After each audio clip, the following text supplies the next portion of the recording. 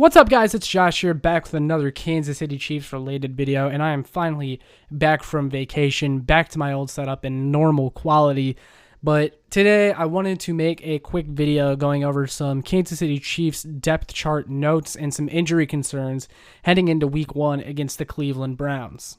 So first things first, Tyrann Mathieu, as most people know by now, he was placed on the COVID-19 reserve list earlier last week, and that was because I believe it was close contact with someone, and he is vaccinated by all accounts.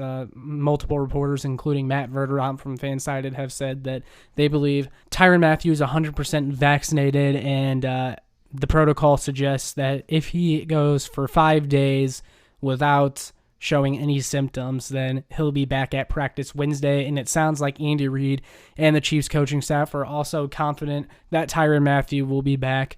And Tyrann Mathieu is still first on the depth chart at that strong safety position. So I think that pretty much tells you that there should be no worry there, and Tyrann Mathieu will be ready to go against the Cleveland Browns.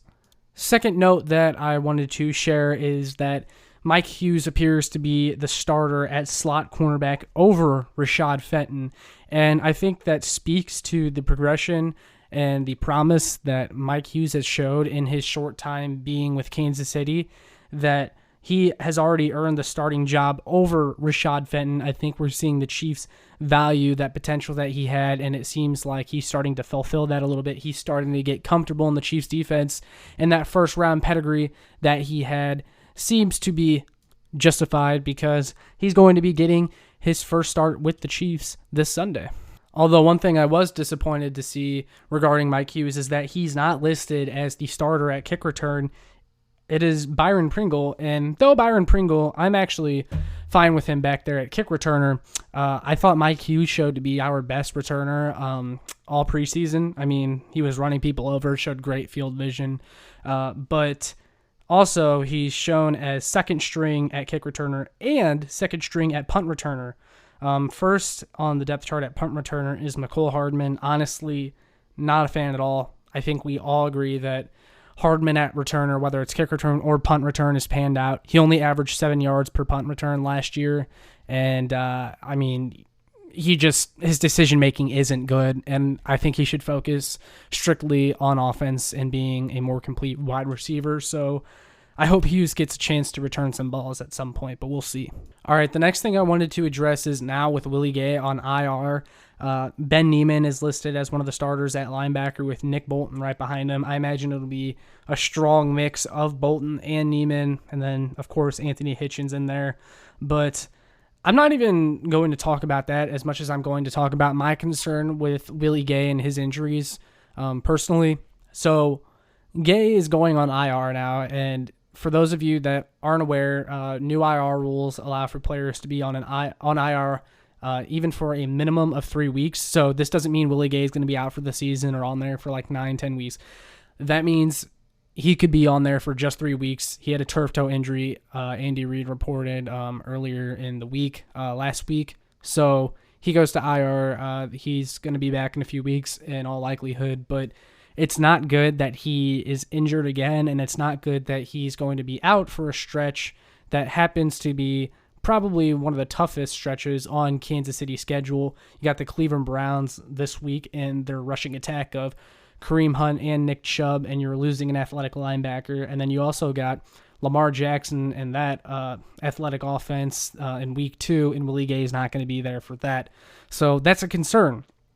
But I wanted to kind of emphasize my concern also just with Willie Gay and his injuries up to right now. Okay, so I don't want to push the panic button or constantly freak out or anything, but we need to acknowledge that Willie Gay has been injured a lot so far for a guy that's only played 25% of the snaps in his career for the Chiefs. I know it's only been 1 year, but he only played 25% of the snaps as a rookie, and as his role began to increase, so have his injuries. So going back to the end of last year in that Week 17 game, he started and he ended up sustaining a high ankle sprain. He got rolled up on, and it was kind of unlucky if I remember correctly, but whatever.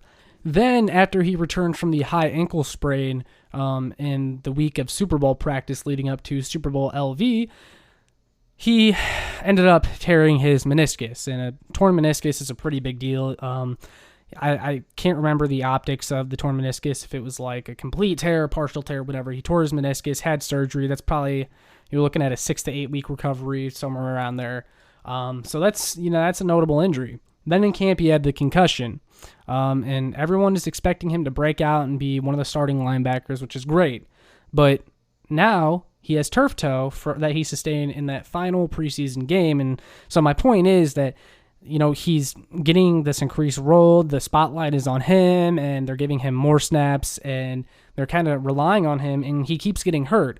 And while the list of injuries isn't overwhelming, again, we haven't even started his second season yet, and that's a pretty substantial list of injuries. Again, I'm not trying to cause any panic or anything, but Willie Gay's availability is going to be vital for that Chiefs linebacker group this season, and they invested very highly, 2 second-round picks, 2 years in a row at that linebacker position, and it still remains one of the weakest on roster. Like, at this point, you should have found a way to where if one of your top guys go down, you at least have someone better than Ben freaking Neiman behind them.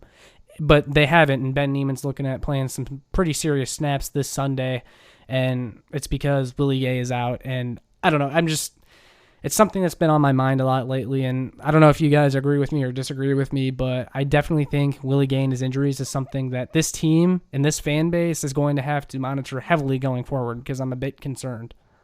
Now, another concern that I have.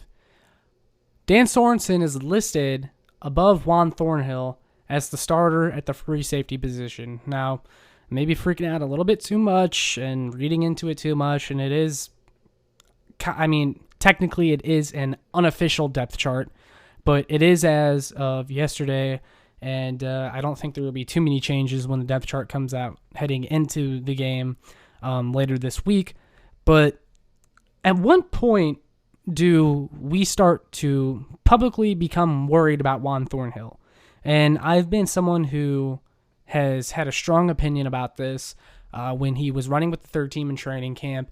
Like, there's a reason that he's running with the third team. Like, I know Andy Reid said, don't read too much into it. We're just giving him looks and stuff. But when you have someone that was primarily running with third team in training camp and played late into the preseason games and had some rough outings in those preseason games, we can't all just expect that player to turn into what he was toward the end of his rookie year. And we shouldn't just act like all of that playing late into the preseason games and looking rough and, Andy Reid being a little bit sketchy about, where he is on the depth chart and stuff. It doesn't all just mean nothing now. Like, that was worth something. And I'm going to stand by that. I mean, there's a reason why you don't see Travis Kelce or Tyreek Hill or, whoever running with third team in practice just to get looks. Like, this Juan Thornhill is a third-year, second-round pick who many saw as a Pro Bowl potential safety, and for whatever reason, he became a situational player in 2020. Andy Reid even admitted it and called him a situational player for the time being, and he just, for whatever reason, has not been where he was as a rookie towards the end of his rookie year since. And now, looking forward to Week 1 against the Browns, he's listed as the second-string free safety. That can't be the case if there's nothing to read into. Maybe the Chiefs come out and they run a bunch of 3 safety sets with both Juan and Dan on the field, and I am just reading too much into it, and this is all just nothing. Everything I'm saying just means absolutely nothing. And Juan looks like a superstar and everything. And look, I don't want to make it seem like Juan Thornhill is a bad player or anything. I mean, he did show flashes in preseason too. He had that amazing interception, but I mean, we still have to acknowledge that he did run with some of the second and third team a lot. He played a lot in the end of those preseason games. And that's just not someone who is a solidified starter that there's nothing wrong with does.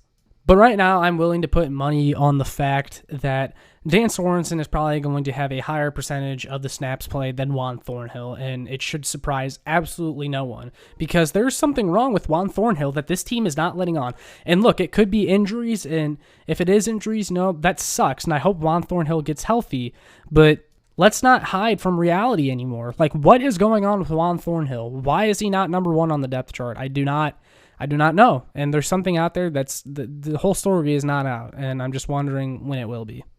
Sorry for that whole spiel. That's pretty much all I got. I do think those are a couple things that we do need to worry about just a little bit and just monitor going forward. No reason to push the panic button yet, but definitely cause for concern. Let me know what you guys think, and if there's anything on the depth chart that you noticed that was notable. I think there's not really any other surprises or anything of note on there, but I'm looking forward to this first game against the Browns. I'll probably have a preview coming out later this week, along with some other video ideas and whatnot. But yeah, all that being said, make sure you like, share, and subscribe so more Chiefs fans can find this, and make sure you check out my work on showmefootball.com and kckingdom.com. Peace.